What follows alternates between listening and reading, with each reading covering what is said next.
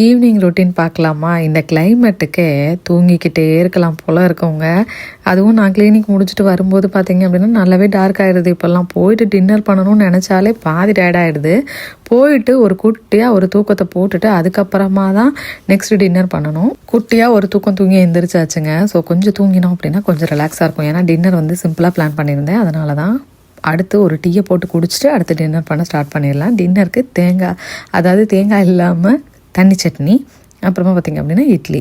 கடையில் எண்ணெய் விட்டுட்டு வெங்காயம், பச்சை மிளகா, வரமிளகா, இஞ்சி பூண்டு வதக்கிக்கோங்க. வதக்கிட்டு ஆறுனதுக்கப்புறமா அது கூட உப்பு, ஒரு கைப்பிடி அளவு பொட்டுக்கடலை, ஒரு கைப்பிடி அளவு நிலக்கடலை வறுத்து சேர்த்துருக்கேன். இதை வந்து தண்ணி சேர்த்து நல்லா அரைச்சி எடுத்துக்கோங்க. ஃபைனலி எவ்வளோ தண்ணி வேணுமோ அவ்வளோ தண்ணி வச்சுக்கோங்க. தண்ணியாக இருந்தால் தான் நல்லாயிருக்கும். நம்மளோட கார்டனில் இருக்க கருவேப்பிலையை ஒரு கொத்து ஒடிச்சிட்டு தாளித்து கொட்டணும் அப்படின்னா ரெடி. ஸோ இதுக்கு பார்த்தீங்க அப்படின்னா தாளிப்புக்கு கொஞ்சமாக சீரகம் சேர்த்துருக்கேன். சீரகம் சேர்த்து தாளிக்கும் போது ரொம்பவே நல்லாயிருக்கும். ஸோ சுட சுட இந்த இட்லி கூட அப்படியே ஊற்றி சாப்பிட்டோம் அப்படின்னா அவ்வளோ அருமையாக இருக்கும். ட்ரை பண்ணி பாருங்கள். பாய்.